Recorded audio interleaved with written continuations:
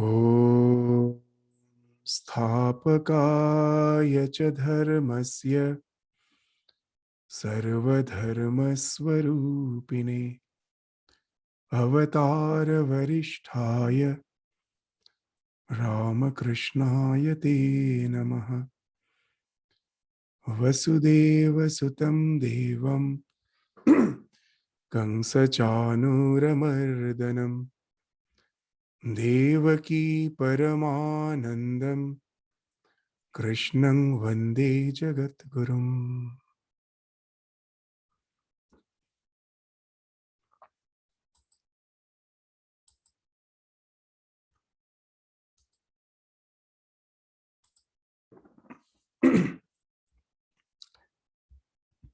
So in the last class, we started with the introduction of Shrimad Bhagavad Gita.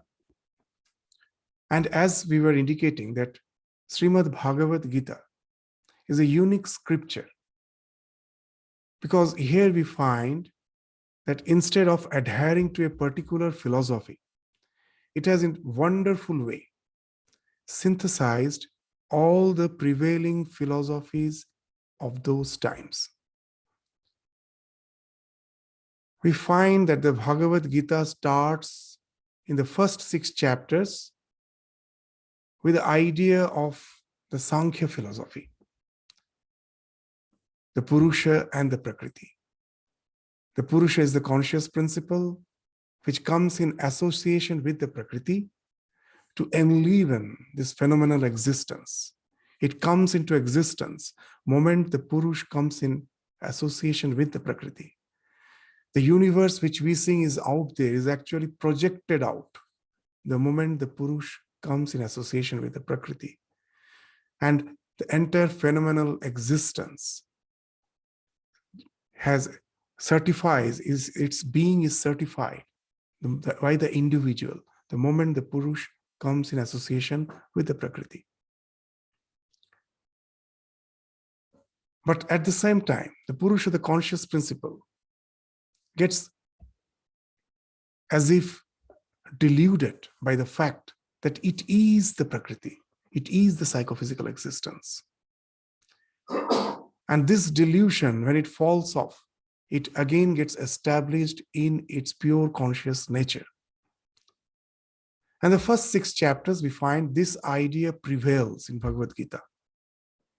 And from that, we may misunderstand, not we may, we did misunderstood our scripture, especially the Gita, for millennium, for thousands of years, for hundreds of years, which made the scripture, which is originated from that Indian background, which made the Indian nation almost hibernating. Because the only goal was to somehow realize this potent spiritual nature, be established in it. The world has nothing to do with my existence. It is lying there as mithya, illusion. It has to drop off. Whether it is Bhaktivada or whether it is Advaitavada, we find at last the same inactivity prevails. The Bhakta doesn't want to get merged with the Absolute, but it wants to be in eternal association with the divine through devotion. Only all those devotional practices, upasana, which has nothing to do with our abhyudaya, the social upliftment. And the Advaitin, there also we find as the absolute reality in which his merging is his goal. So he wants to merge in that and just reject the entire existence as mithya. If that were the goal of Bhagavad Gita, then as in the last class we were indicating, there was no question for Arjuna, for Krishna to ask Arjuna to stand up and fight. If everything is mithya, what's the use of dealing with something which has no essence at all as such? Simply retreat from it, forget it. But there we find Bhagavan, the God himself, is instructing Arjuna, admonishing him for that klivata, for inactivity, and asking him to stand up and fight. So this idea cannot be the ultimate goal of Shrimad Bhagavad Gita. That to get established in that we are Purusha nature and forget about the abhyudaya, the way the world is working as if I have nothing in no way to deal with it. That will be a very wrong way to understand Gita. Then the question, as in the last class we also indicated, why that so much importance in the first 6 chapters has been given to the Sankhya philosophy. It's only for purification.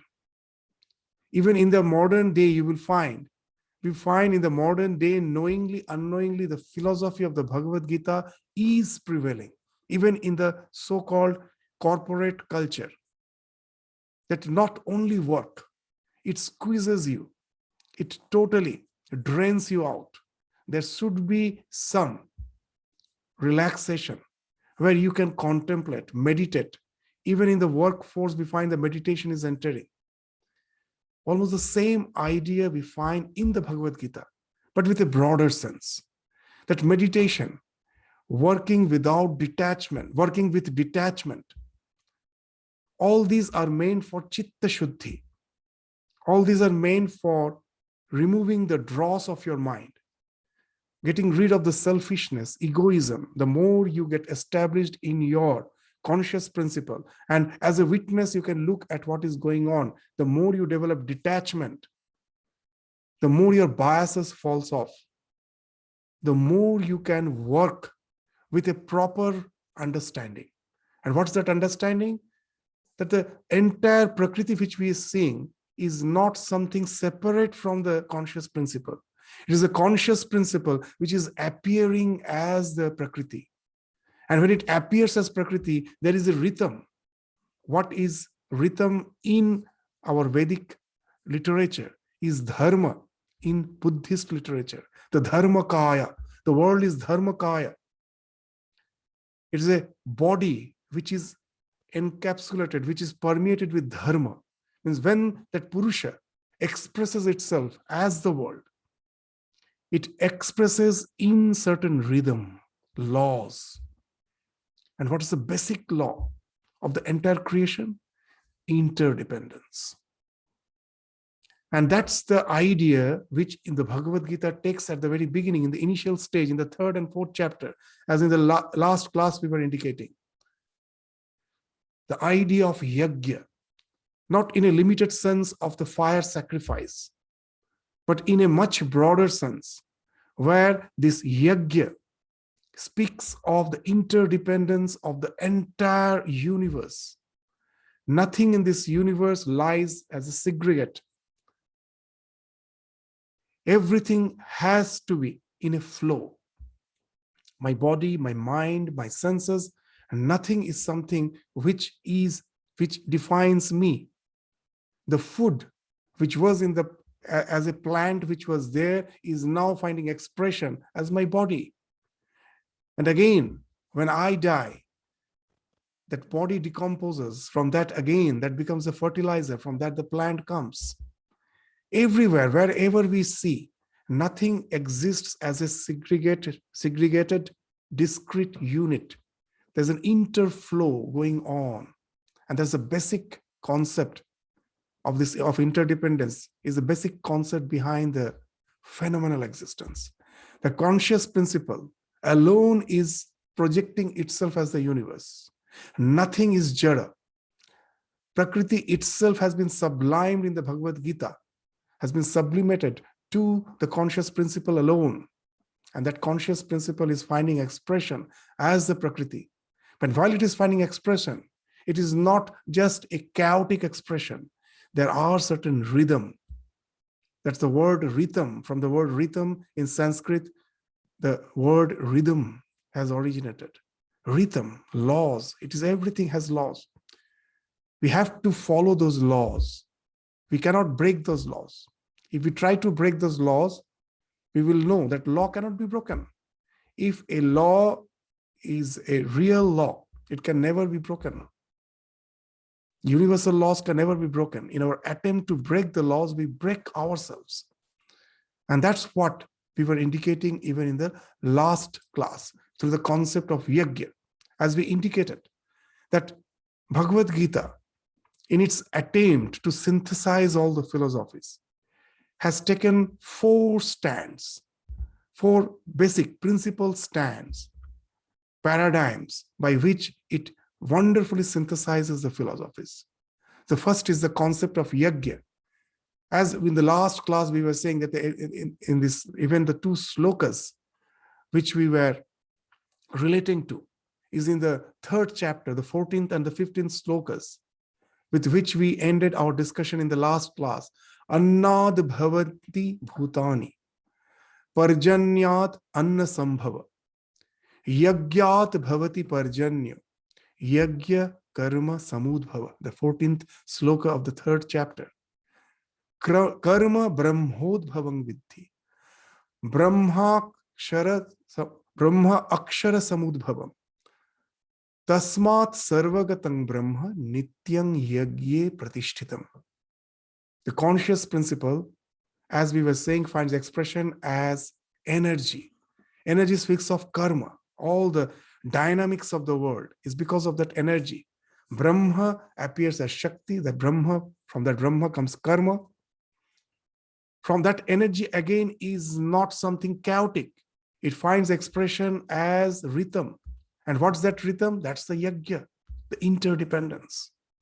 That interdependence, as per our existence is concerned, finds expression as rain.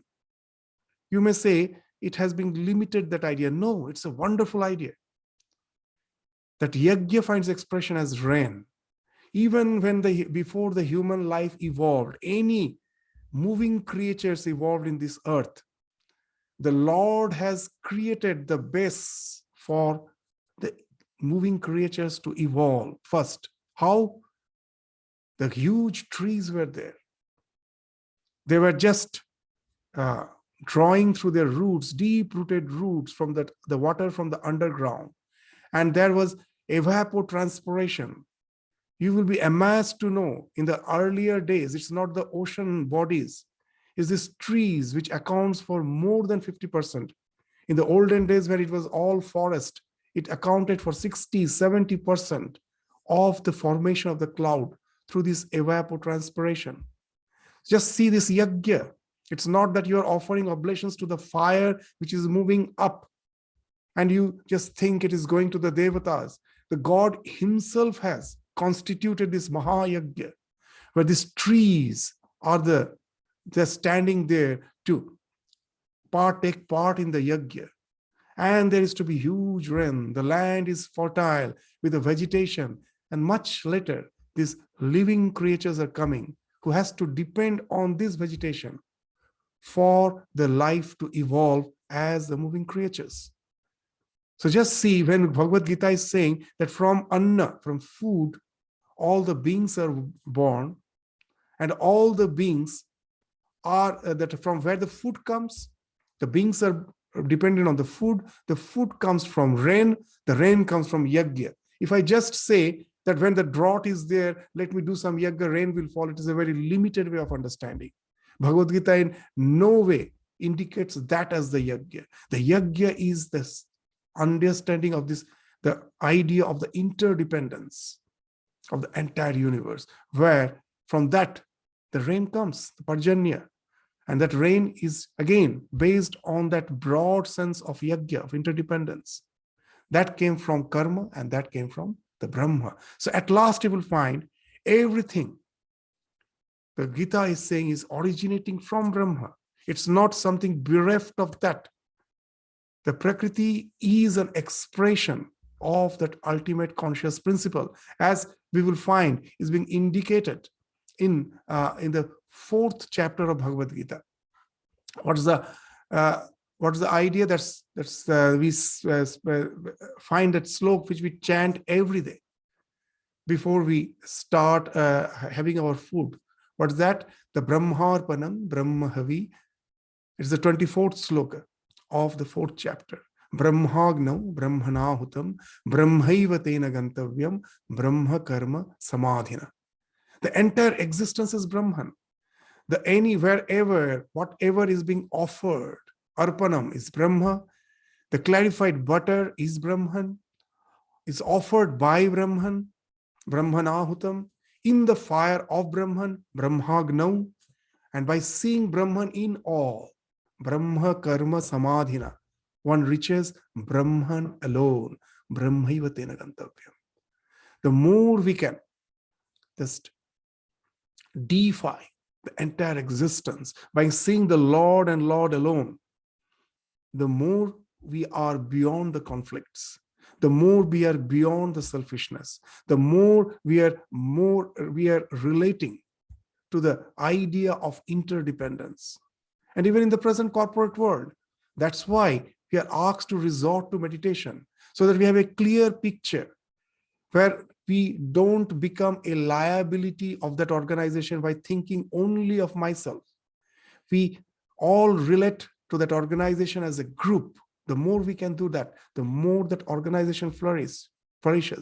The more we interrelate with the group, where we all understand that as a group, we exist. Individually, we simply fall apart. We die. We cannot exist. We have to exist through this interdependence. And where this interdependence is not among various physical beings, it is that absolute reality which is playing in the form of this universe, where we are supposed to take part in this wonderful play of the Lord through interdependence. If we don't do that, that's the idea again we find in the Bhagavad Gita has been mentioned, that those who do not follow this chakra, evang pravartitang chakrang nanu vartayati haya aghayurindriya rama moghang partha sajivati. His life is when he is leading a sinful life. So if you just think it in a different way, just in a limited way, then we will find that that is still practiced in a great way in India. There will be huge yajna and there will be distribution of prasadam. So that's a limited idea. That's why what happens, as long as we are in the shrine, as long as we are in the temple, we are very religious being. We have a heart to give the volunteer for all those free kitchens. We have heart there. We go there, we give our labor for the free kitchen, and the same person comes out and now he's selfish. He thinks that to contribute in that kitchen, in what selfish way I can earn money in all the activities. So you segregate the life. As the moment I entered the compound of the temple, I am a spiritual person. The moment I come out, I am an extremely selfish person. I have to take out, squeeze out from the world, in whatever way I can, is possible, in whatever way I can do. And that's why this demarcation is there. Even in spite of so many annashatras, they say that in this real sadhus in Uttarakhand, they say, that it's better to go for madhukari bhiksha, that from door to door, even go to a poor man's house, whatever food they give, it's better to have that food. That is poor. Don't go to the shatras. The shatras means the huge almhouse where the food is distributed free every day. You did not have to go from door to door. But sadhus prefer to go from door to door. You know why? Because they also know that all this almshouse which are running is running from the black money. In Bengali, they say, Goru mere jutodan. Means killing a cow is considered a sin for a Hindu person. But again, from the cow's skin, the leather is prepared, the shoes are made. So you kill a cow and then you donate a shoe. So this type of religion is of no avail. This part-time spirituality where we segregate the secular from the spiritual. There is no segregation. There is no watertight compartment between the spiritual and the secular. In the words of Swamiji, nothing is secular. Everything is spiritual. Don't close your eyes and seek God. Open your eyes and see Him. What you see is God. Just a journalist was mentioning that while he was on Europe tour with his family, he was in France. And the small kid asked, when we will be in Europe? So that's what happens with us when we get our awareness gets, limited just to some particular limited local consciousness. We forget that we are actually in that non-local consciousness itself. We are a part of it. So that's the idea of the yajna, that unless we are participating in it with the idea of the divine, that's the thing which has to be included in the corporate world, along with that idea of the teamwork. Then the shraddha, the respect comes. Otherwise, still, with all our teamwork, at last the idea of selfishness to a certain extent lingers. The shraddha, the faith, which is very much lacking in the present world, that the respect for each other, from that the real love comes. There cannot be any love where there is no respect. And that's why we find so much confrontation in the world, because love has become something sensual, that it actually speaks of mutual respect, to thinking of the divine in each and every being. That thing is lacking. Once we bring that, the life, the real love in family, the real sense of well-being of all in the work field, that will prevail. And that's the idea which Bhagavad Gita is bringing in through the concept of yajna. So the two things will happen. There's through this idea of yajna, that what? That we transform the entire nature into that divine, the deify, the Prakriti as the Lord, and that our actions become more and more detached, that nishkama. How? Through that concept of yajna, that I am just taking part in the yajna. I am contributing in it. So that's what is being indicated in the Bhagavad Gita. In the 9th sloka of the 3rd chapter, that's what will be mentioned. Yajnarthat karmanonnatira lokayam karma bandhana. Unless you are doing any work without that sense of yajna, that action is going to bind you and will make you suffer. So yajnarthat karmana anyatra loko ayam karma bandhana. If you do any action without that idea of yajna, it is bound to bind you. It is bound to make you suffer. Tadartha karma kaunteya mukta sangha samachara. Go beyond that detachment. And then action can be something which becomes the reason for your liberation, emancipation. It can liberate you from all your selfishness, from all your the idea of your petty concerns and petty desires. It can broaden. It can just help you to broaden your perspective and build your life on that broadened perspective. So that's the idea of yajna, to broaden and build. You have to broaden your perspective and build your life on that broadened perspective. So next we will find the next paradigm after this yajna, the concept of yajna, by which Gita wonderfully we will find is synthesizing the Sankhya and the yoga, the Sankhya yoga with the Vedanta philosophy. Because by just deifying the entire existence as the Brahman, as the conscious principle alone, the same idea we will find again as in a different paradigm in the 7th chapter, where we find that the 3 levels of existence has been described. One is para prakriti, apara prakriti, and the one who is holding these two, just the way like a thread which is holding the various pearls of a necklace. So Lord, like the thread, is holding as if the para prakriti and apara prakriti. So he is the one who conglomerates the entire existence. He's the binding force behind the entire existence. So in this paradigm, the whole Sankhya Prakriti, consisting of the 5 gross elements, this Pancha Bhuta, Pancha Tanmatra, the mind, the buddhi, mana, buddhi, ahankara. So everything is considered as apara prakriti. And which is the para prakriti? All the individual selves. So if we take the Sankhya philosophy, they don't believe in that one conscious principle. They say that each and every conscious being is discrete. So Bhagavad Gita is not denying, okay, let us take that. But now it is synthesizing that there are so many jivas, the chits, as in Vishishtadvaita, they say chit, and achit. The prakriti is achit. So chit is the para prakriti, achit is the apara prakriti.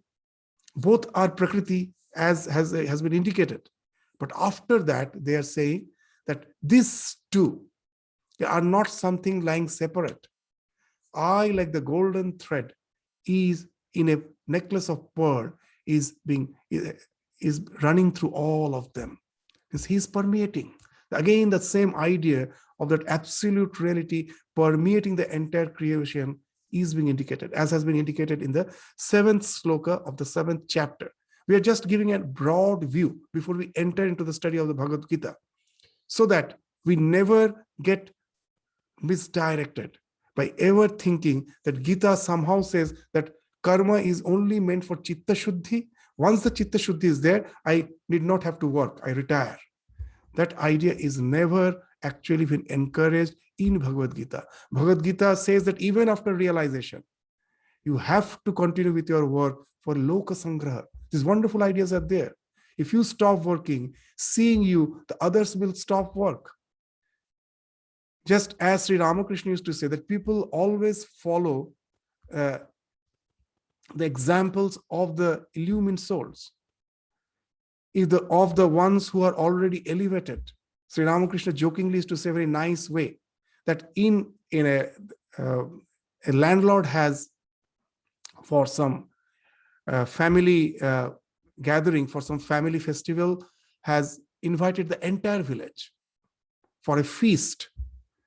Now, those who are very poor, the farmers, so they never have tasted all those delicacies. So when the delicacies were served, they were in doubt whether it is something good.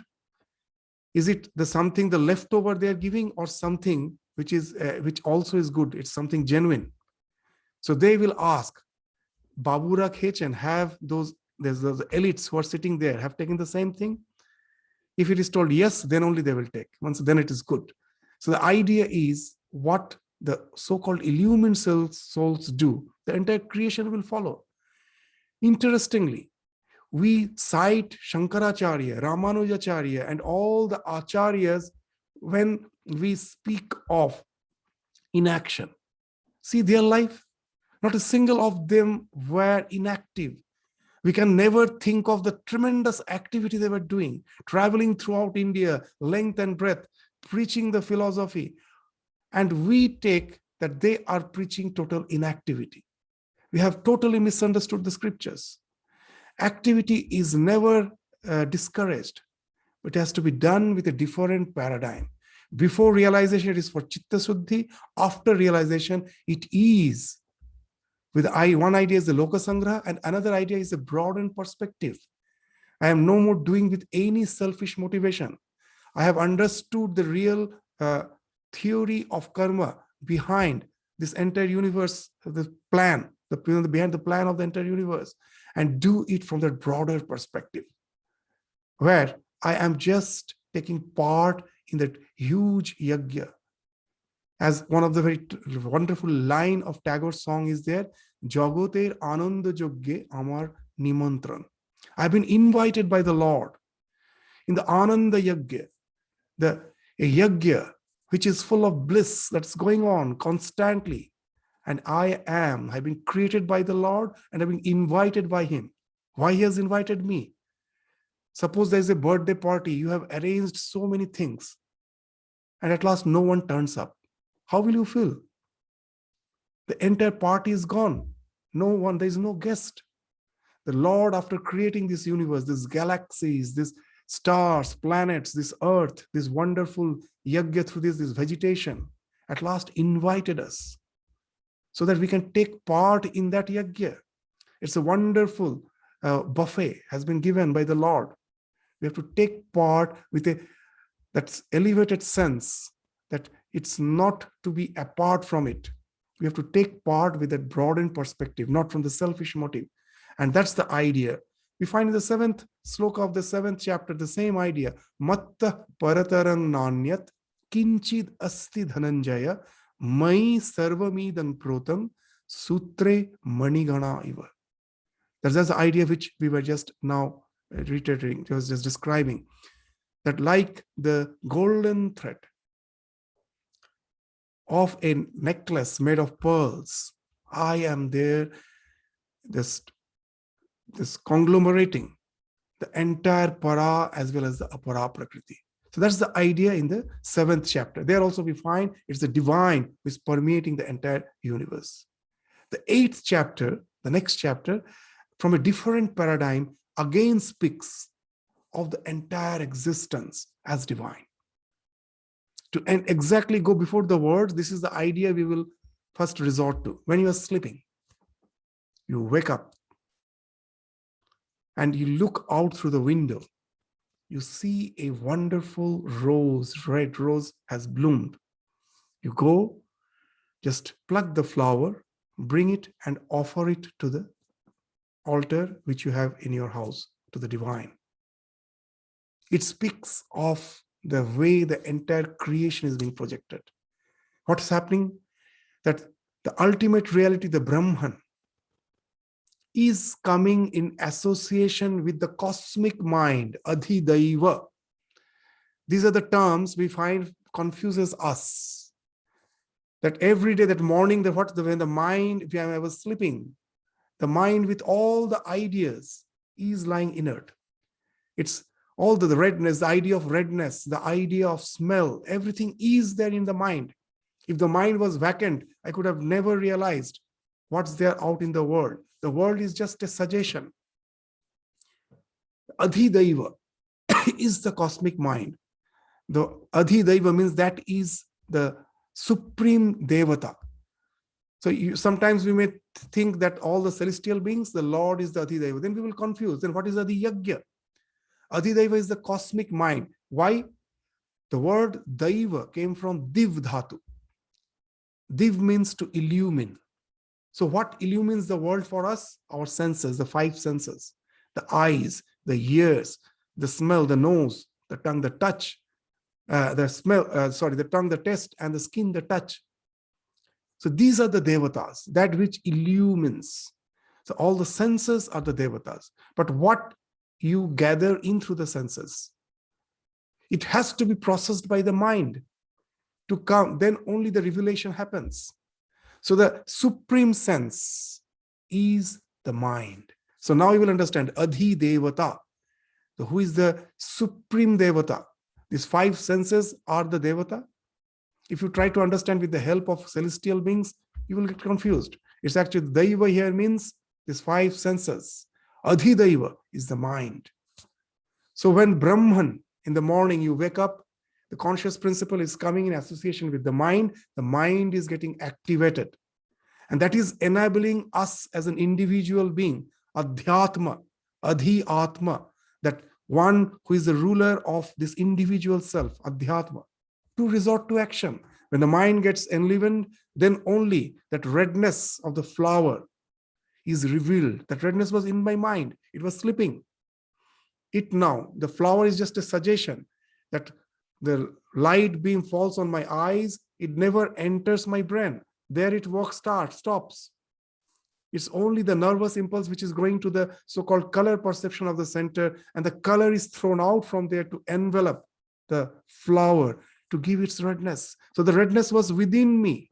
It got activated. How? Because of the Adhi Bhuta.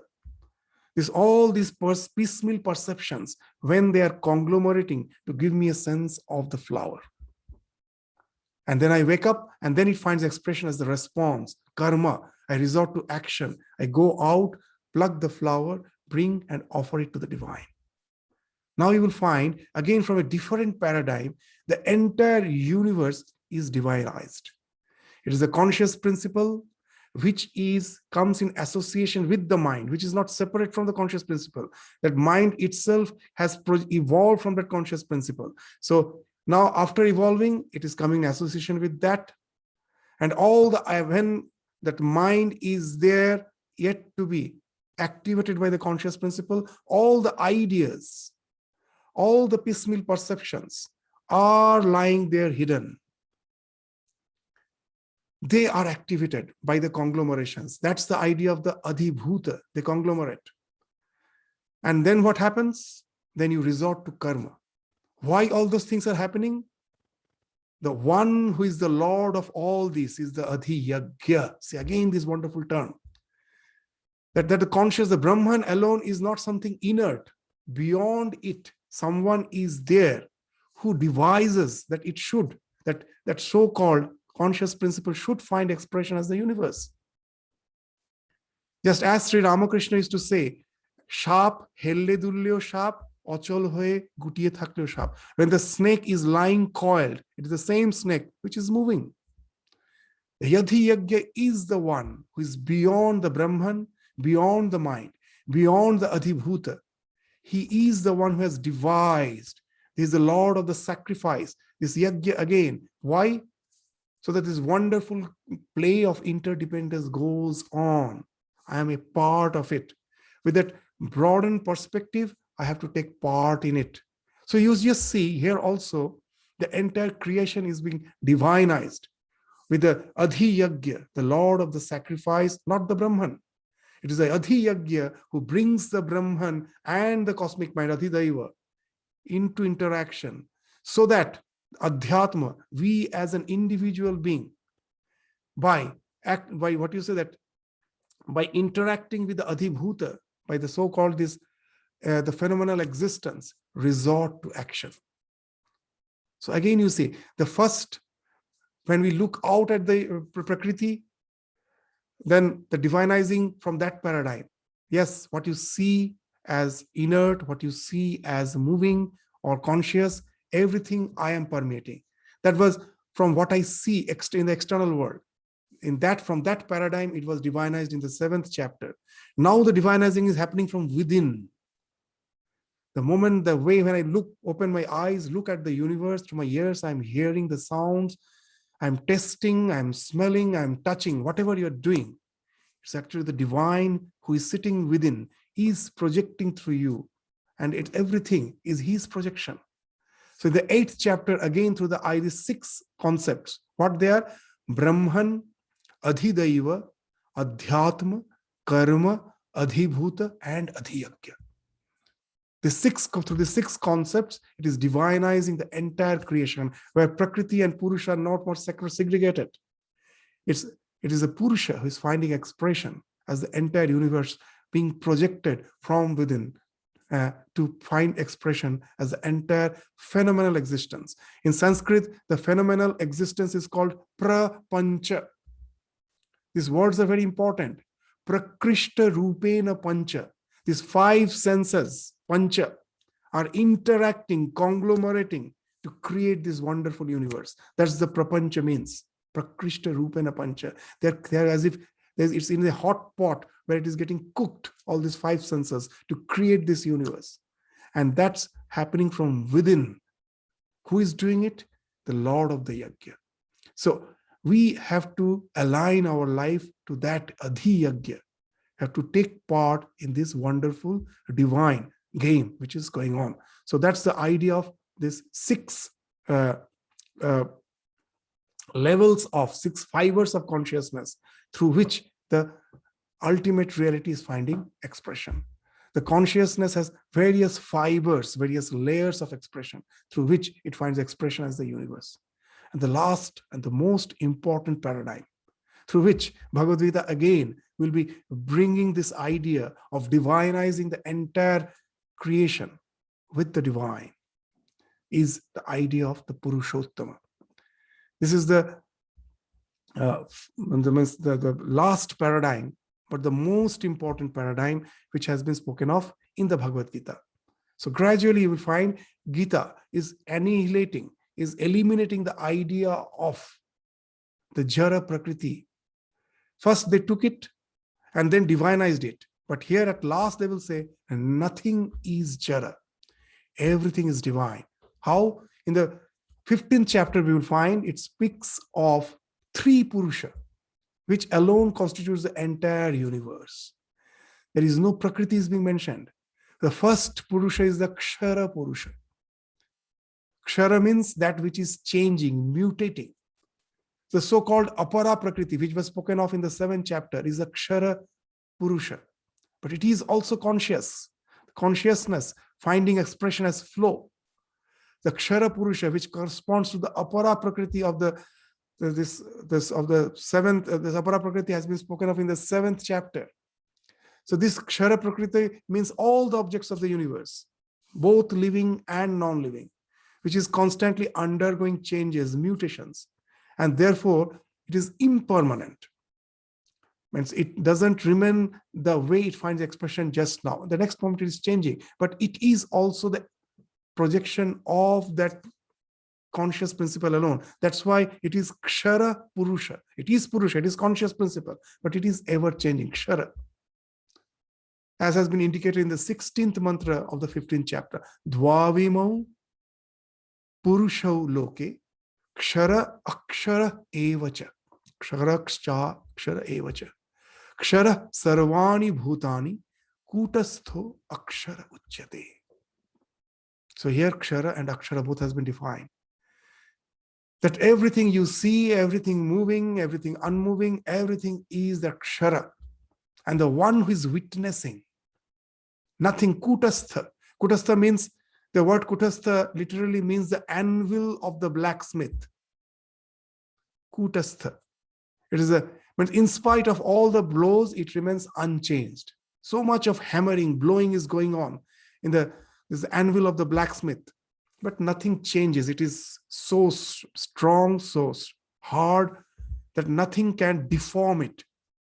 So that ultimately, the one who is the witness, nothing can tarnish it, nothing can affect it. The joys cannot elate it, the sorrows cannot depress it. It is in its ever blissful, transcending the dualities of the existence as the witness, always there. That is the Akshara. Nothing can annihilate it. That is the, that aparaksha anubhuti, which we constantly have. That I am young, I am old. These things are changing. But that I, the amness, that is always the same. It is the same I who was young. It is the same I who is going to be old. It is the same I who is going to be the young person. That I who is witnessing the various changes is the Kutastha unchanging. It is I who was happy. It is I who am sorrowing. That I is the one who is the Kutastha unchanging. It has witnessed the happiness. It has witnessed the sorrow. It is witnessing every day the three states of existence, in the form of deep sleep, in the form of dream, in the form of wakeful state. It is unchanged. Experiences are changing. All the things you're experiencing in the dream is contradicted by your wakeful state. But the one who is experiencing, he is unchanged. He's the same one. I know that when I wake up, that I was dreaming, what I was dreaming is not true. As per my best in wakeful state is concerned, I understand, oh, these were all dream. But I never doubt that it is I who was dreaming, the same I who am in the wakeful state. That is the Kutastha. So these two are the Purushas. First Gita speaks of, but both are Purusha, both are the conscious principle. But that in your Vedanta, you will say that the Kutastha is the ultimate. But in Bhagavad Gita, they will go further. There's a third Purusha. He is the Uttama Purusha. There's the concept of Purushottama, who dwells in all the souls as the Antaryami, as the inner controller. He is the Lord of the three worlds, as has been indicated in the 17th sloka of the 15th chapter.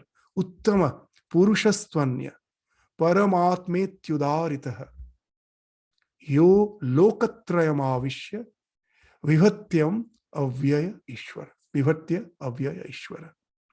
So besides this is the Uttama, beyond this Kshara and the Akshara Purusha, is the Uttama Purusha, who is indestructible supreme soul. He enters into the three world. He permeates as the unchanging controller and supports all beings. So ultimately you find the Lord is something which is not beyond attributes, as the Advaita Vedanta. He's having that attribute. It is he, by his willful play, is bringing out this universe. So we have to identify with him, and not just to remain idle with through devotion, by getting identified with him. If he wants that we should be taking part in the game, we should take part in the game, but with that awareness, it is his game, not my self-interest. With that, we take part. That's the wonderful idea through all these paradigms we find is being reflected in the Bhagavad Gita. So it transcends all the so-called 6 philosophies. It is a philosophy. It is a total holistic philosophy, multi-dimensional philosophy. It stands shining, transcending all the philosophies by synthesizing all the philosophies. So the concept of Purushottama. So what are the main tenets? What are the main conclusions, as if, that comes out from this concept of the Purushottama? First is the oneness of the Jivatman and the Paramatman. Yes, it has been spoken of. As we will find in the 13th chapter, that is, they say that the Kshetra, there's a distinction of Kshetra and the Kshetragya, the knower of the field. If the psychophysical existence is the field, the world as well as your psychophysical is the field, the knower, the witness is the Kshetragya. And Lord says that know me to be the Kshetragyam.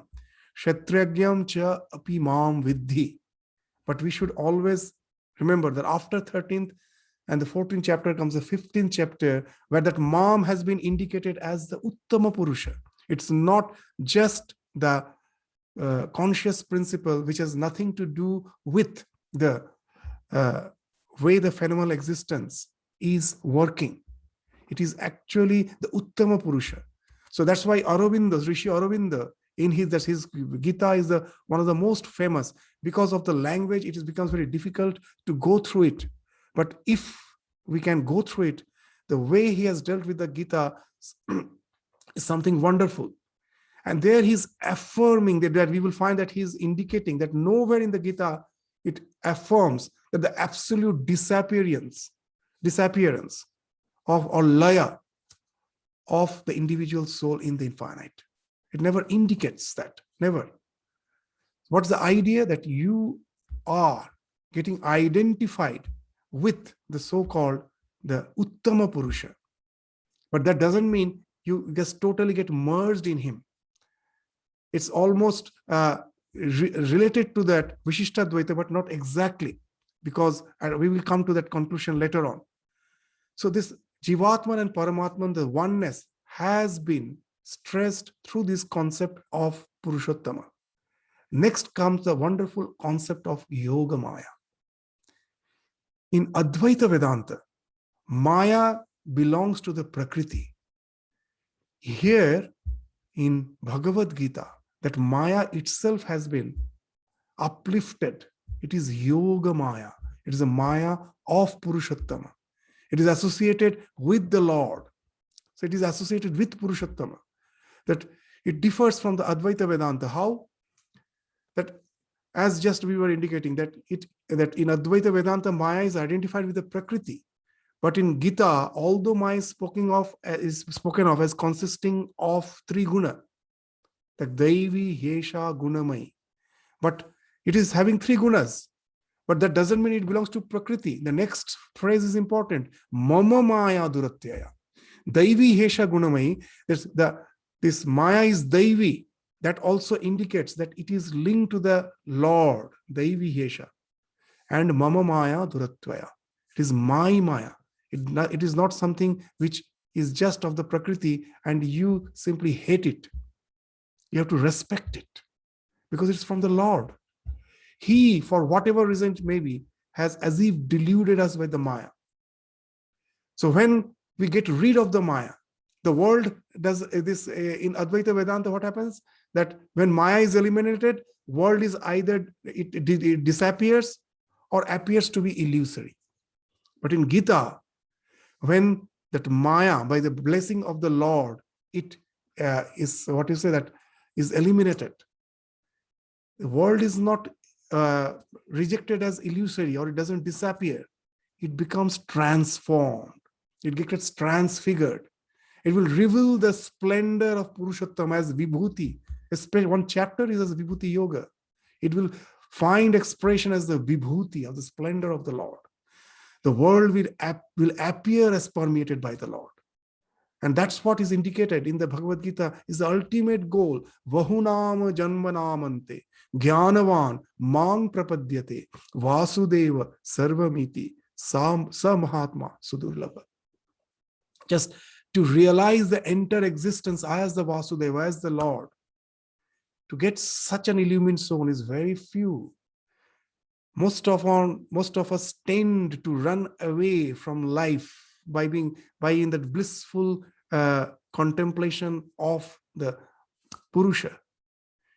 So very few are there who can relate to that wonderful divine plan and come back from his realization to this world of action with a total different paradigm. And he becomes the divine worker. He is still the worker, not an ordinary worker. He's a divine worker now. And that's why we find the idea of Purushottam as master, guide, and friend. Another idea, that it is not that he's the transcendent God who is unattached as a witness, and he just allocates the results of our action and has nothing to do with us. No, he's actively and fully involved in the human life, in human society, in all our affairs. He's the master, the protector, he's the guide, he's the friend of us. That's Gatir Bharta Prabhu Shakshi. That's a wonderful sloka. That he's the guide, he's the protector. Gatir Bharta Prabhu Sakshi Nivasa Sharanang Shurit Prabhava Pralayas Sthanam Nidhanam Paramabhyayam Vijam Abhyayam. So that's the idea in the Bhagavad Gita. So once when the Maya has fallen off, has been eliminated through our spiritual practices, we are entitled that for that the vision of the divine in all his perspectives. And then what happens? That you become something like the divine worker. All your actions are no more motivated by the selfish ends. You are doing it as an offering to the divine. So at last we will find that what's the trend of the divine worker?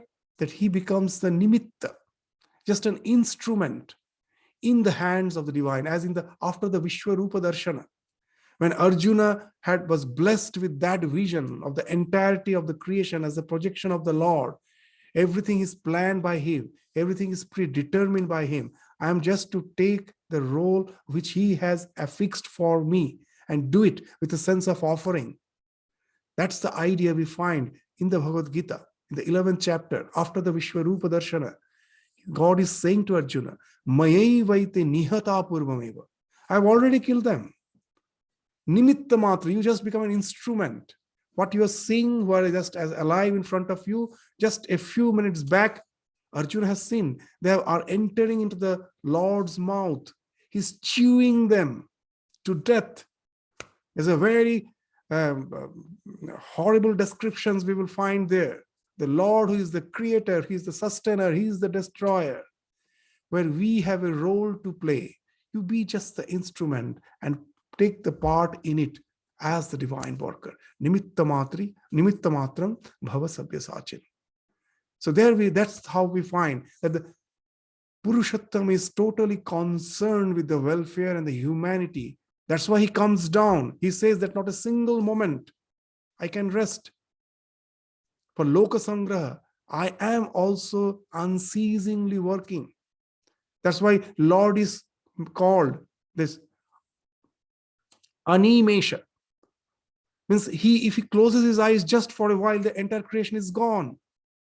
That we find that our eyelids constantly fall.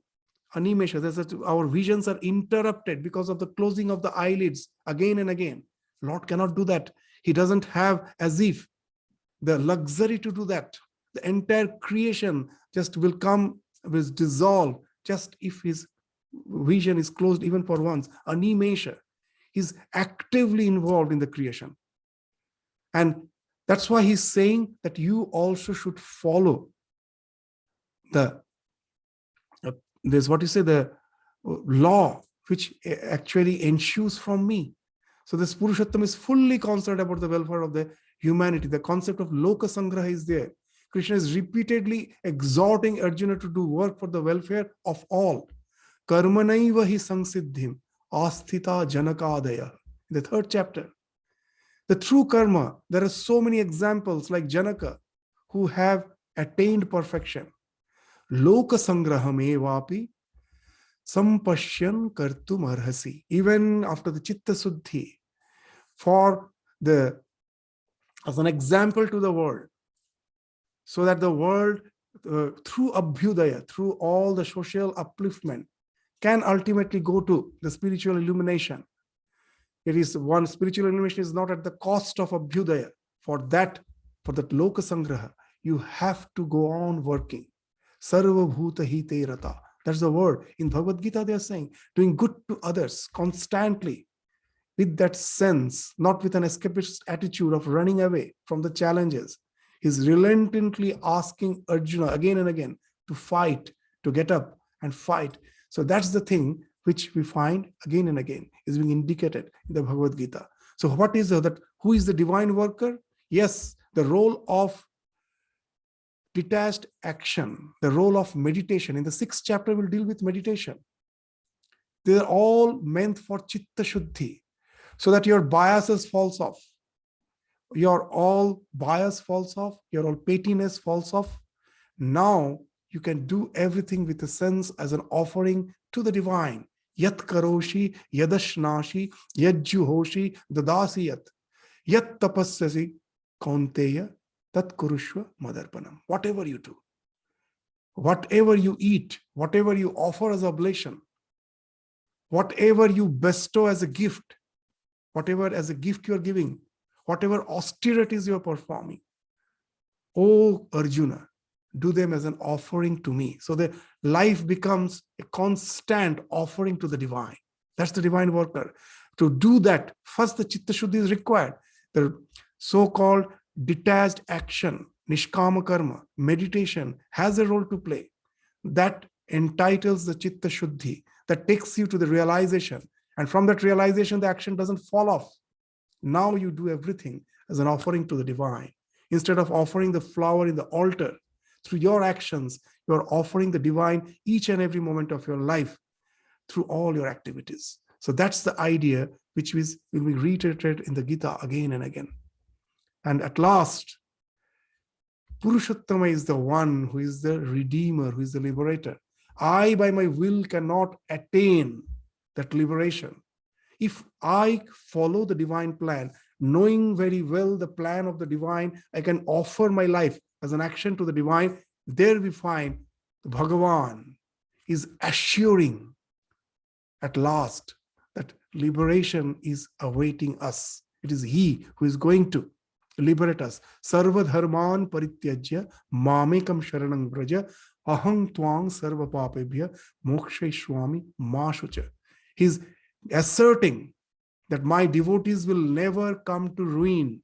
He's asking Arjuna, go and shout and deliberately say to all with full conviction, Kaunteya pratijanihi name bhakta pranashyati. And nothing can kill my devotees. I'm there to liberate them.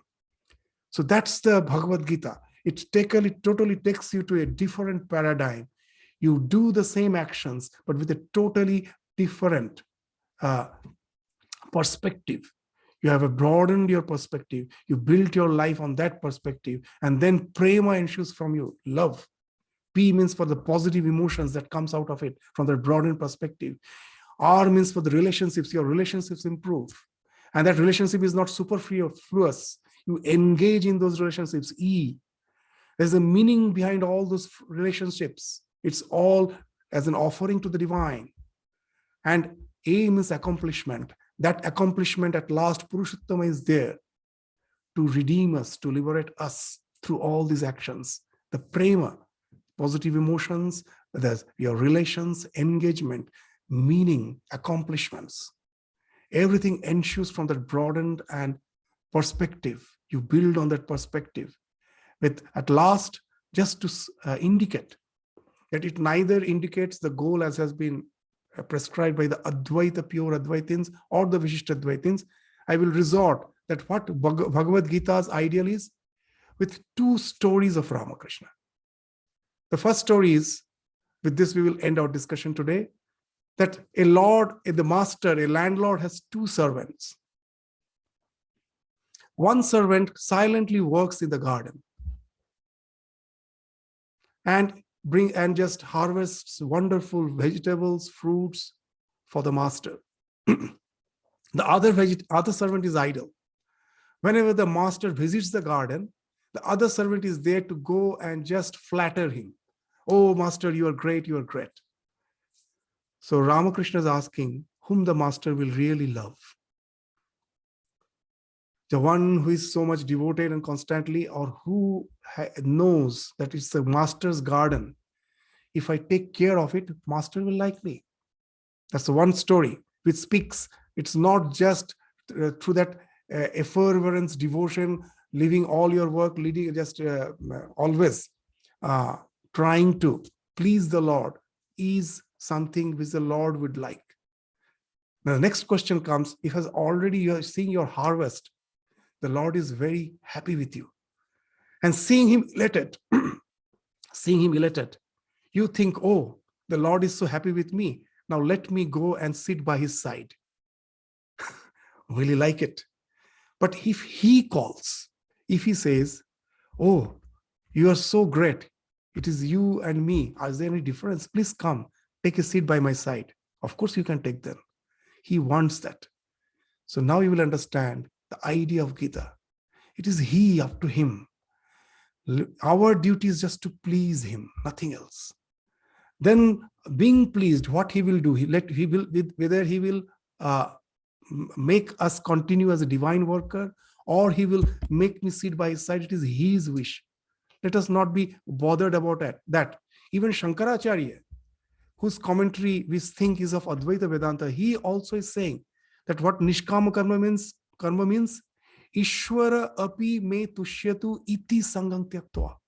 That even the Lord be pleased with me, so that I will be attaining the liberation. Evenly forget that. Just to do his work is my duty. That much. Just do that. Don't have those futuristic goals. Be at present. In this moment, in what way I have to lead my life, I lead it. I don't repent for my past. I don't go on having future ambitions. I just lead the life perfectly the way I'm supposed to do in the present moment. Just with a small story, I will just end today's class. That in Belur Mutt, the novice brahmacharis are supposed to, every day in the morning, their duty is to dress the vegetables. Because so many people will be fed. The monks, the devotees, those who come. It's even in those days, it used to be hundreds. Now it has gone to thousands. So for dressing the vegetables, we need a lot of hands. So these young brahmacharis, it's their duty. The novices, they have to dress the vegetables. So it's on those olden days when Holy Mother was still alive. The brahmacharis were dressing the vegetables, cutting the vegetables. And it's that wonderful tradition still follows. When all are cutting vegetables, one brahmachari will be assigned to read something, holy scripture, so that the mind of all is also engaged in some sublime thought while they're working. It's a very wonderful idea. Now, one day, Holy Mother just came for a visit to the Belur Mutt. And seeing these young brahmacharis, generally the boys, nowadays, of course, it has become common in the household, boys also work. But in those days, these all household works were exclusively for the females. So seeing the boys cutting vegetables, she was so delighted. She was so happy. Like a small girl, she giggled and said, wow, so nice to see this, my boys cutting vegetable. One of the brahmachari was later proved to be a highly illumined soul, Swami Jagadananda. He replied a wonderful, he immediately remarked, our aim is to please the mother, whether it is by meditation or by cutting vegetable, whatever it may be. So that's the thing. Be aware whether you are meditating, whether we are meditating or we are working. Our aim is to please the divine. There it ends. And then only the life can really be built on that broadened perspective, which can give us the ultimate fulfillment, which the Bhagavad Gita assures through the song of God. With this, we stop our discussion today. The next class, we will enter into the texts of Bhagavad Gita. As we have mentioned, the first chapter, we will take it as a overall study. We won't go sloka by sloka. And the next class will be this summary of the first chapter we will take. And then from the second chapter, sloka by sloka, we will take we'll continue with our discussion of the Bhagavad Gita. With this, we stop our discussion today. Thank you all. Namaskars.